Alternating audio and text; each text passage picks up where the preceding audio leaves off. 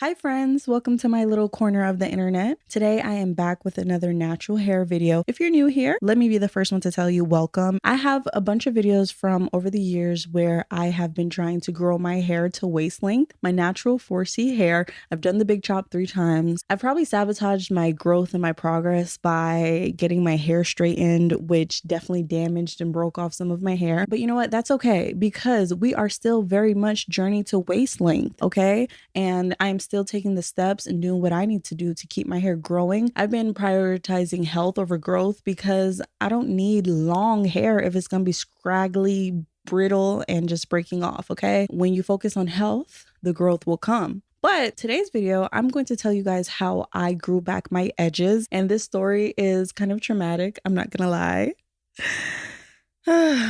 It's very painful when you put a lot of time and effort into taking care of your hair and then you go to a stylist or someone who's supposed to be a professional and you leave with damage. And that's what happened to me. That happens to a lot of natural hair girlies, a lot of curly hair girlies, 4C hair girlies. I've seen the horror stories. So my story actually happened when I went back to my hometown in Jamaica. Okay, you know what? This is my fault because I didn't prepare before I left. I did not do what I usually do for any other vacation, which is get my protective style so I'm ready to go. I don't really raw dog vacations with my natural hair. So in this case, for some reason, I didn't get my hair braided or anything like I usually do. And so I just went with my natural hair out. And so the goal was to get my hair done there because I felt like it would be cheaper. And it was definitely cheaper. I want to say I got my hair braided in cornrows for about $35 US or something like that. It definitely wasn't no $150, $250, $350 that I'm used to paying in the States. So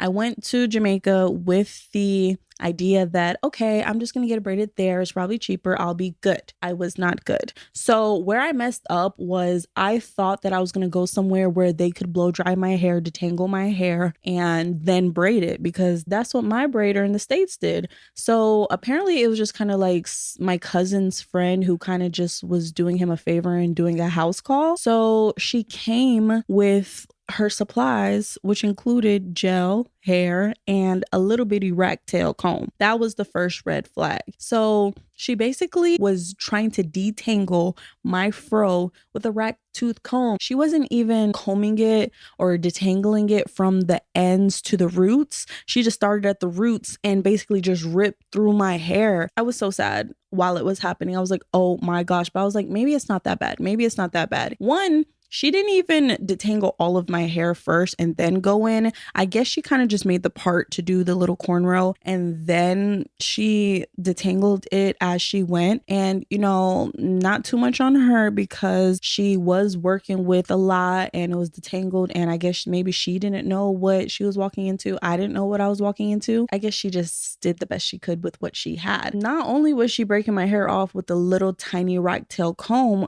but she was also braiding so tight. Oh my gosh. I've never had my hair braided that tight. Like I've had some good feed-in braids, cornrows, whatever you want to call it, all of the above. I've had those styles and I've never had my hair pulled so tightly before to the point where she was literally ripping my edges out. I didn't even realize that that's what was happening. I just thought, you know, maybe she was heavy-handed, but like when you start feeling hot and sweaty while you're getting your hair done, that's how you know you're in pain. And I was just sitting there irritated. I'm not tender-headed at all whatsoever, but she was definitely ripping out my hair. When I came back to America and I took my braids out and I washed, detangled, did my whole wash day routine, and then I blow dried my hair, I noticed that my edges were non-existent.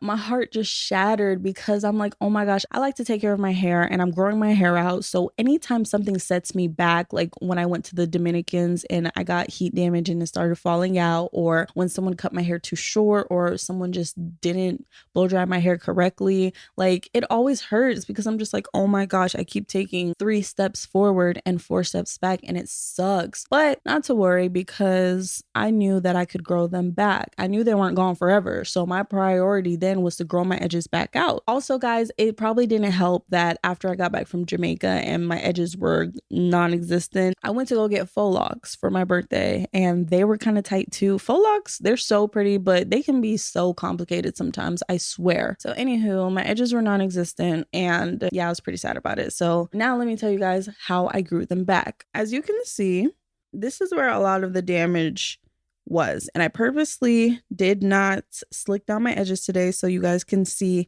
how they look in their natural state with no product or anything, except for of course moisturizer and oil and stuff like that. And then it was also right here as well. So this is where the damage was, and as you can see, it definitely looks fuller. It looks thicker. It's grown back. It's grown back. Now, as you can see, like especially here where the damage was the worst, this little baby braid, it's like not as long as like the other pieces that are kind of close. Look at the comparison. Like the healthy hair is double the size of where my hair broke off, but we're slowly and surely growing it back. And plus that's the front of my hair anyways. If you didn't know, the edges of your hair is naturally a little bit more fragile, especially if you have 4C hair. The coilier your hair texture, the more fragile it is and the more you need to treat it with care. So how I grew my hair back to get it to be full and on the right track is, one, I stopped wearing high tension styles. Anything that pulls and tugs on your edges, that is a high tension style. So I would still wear my wigs and stuff like that, but maybe I would be looser up here and just kind of twist it into the flat twist. Or if I was doing a braid, I would maybe start the braid a little back here and make it a little looser. Like if it's under a wig, nobody can see my edges anyways, so I didn't care what they looked like. So if you're looking to grow back your edges, one of the most important things you're going to need to do is, one, do a low tension style, whether it's just leaving your edges out of the style or leaving your hair out or just doing really loose braids or loose twists or wearing your hair in a stretched state. Just make sure you're not pulling it back into tight ponytails, high or low, whatever the case is. Just leave them alone. And that's exactly what I did. I let them breathe. I left them out. I didn't slick them down. I don't really do baby hairs like that anyways, so that wasn't a problem. So just make sure that you're giving them space to breathe. Secondly, you're going to want some sort of an herbal water. I swear by, write this down.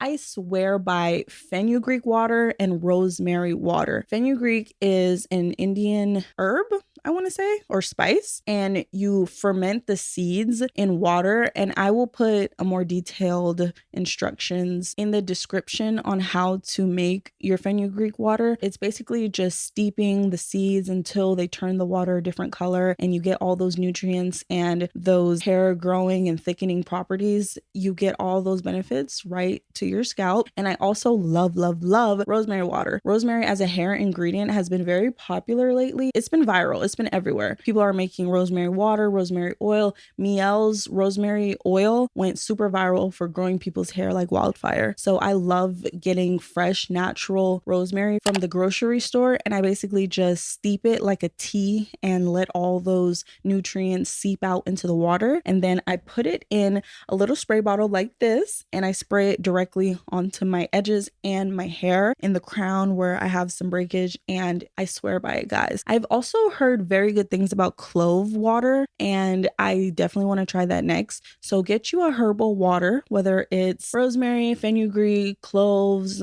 a green tea rinse, whatever the case is, and make sure you're spraying that on your edges and on your hair daily, especially on your scalp. And then I would follow it up with an oil. My favorite combo is something like a rosemary water spray and then a rosemary oil. But I like the fact that it has biotin in it and rosemary, kind of like a rule of thumb that I follow. If I'm doing rosemary water, I'm going to do a rosemary oil. If I'm doing fenugreek water, I'm going to do fenugreek oil. So I kind of use that to match, and that is what has helped me grow my hair out. And here's the real tea. Make sure you're not just putting oil to your dry scalp. I feel like it just sits on top of your scalp. It doesn't absorb as well as when I use a spray first, especially my herbal spray, and then use the oil. I feel like it just draws it right in and it absorbs absorbs into my scalp. And then after that, I go in with a 10-minute scalp massage. A scalp massage is very beneficial for bringing the nutrients to your scalp and stimulates those follicles to promote hair growth. And I've definitely seen a big difference once I start doing massages. Now, I don't put oil on my scalp every single day, but maybe like 2 or 3 times a week, because I don't want to clog my pores on my scalp, or I don't want my hair to be too saturated with product to the point where on wash day, 1 shampoo or 2 shampoos isn't even going to get it off and my follicles are clogged and then they're not growing. I don't need nothing slowing down the growth, okay? So use the oil sparingly. And then I also want to put y'all on to this product. It's the Virgin Hair Fertilizer. And as y'all can see, my tube is beat up and used, and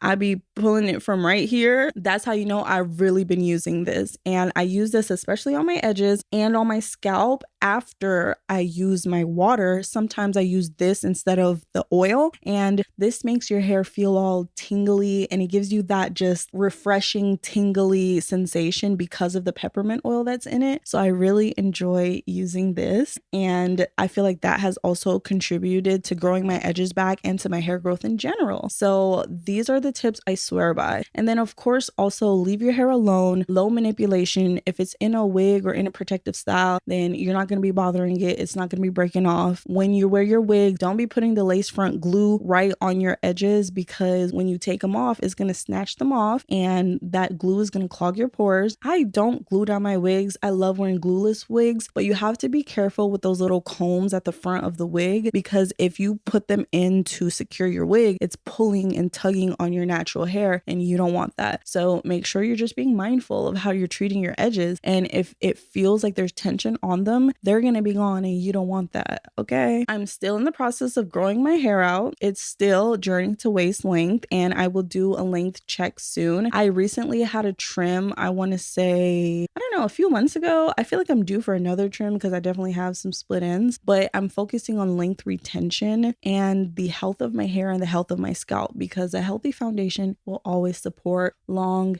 hair. And I need that, because when my hair is down my back to my waist, I need it to be healthy. No scraggly, thin, see-through ends here. Okay. All right, guys. Well, that's all I have for you guys today. Don't forget to leave a thumbs up, a comment, subscribe. Y'all know the drill, because it's free and it's the best way to support me. All right, guys. Thank you so much for watching, and I will see you guys in the next video. Bye.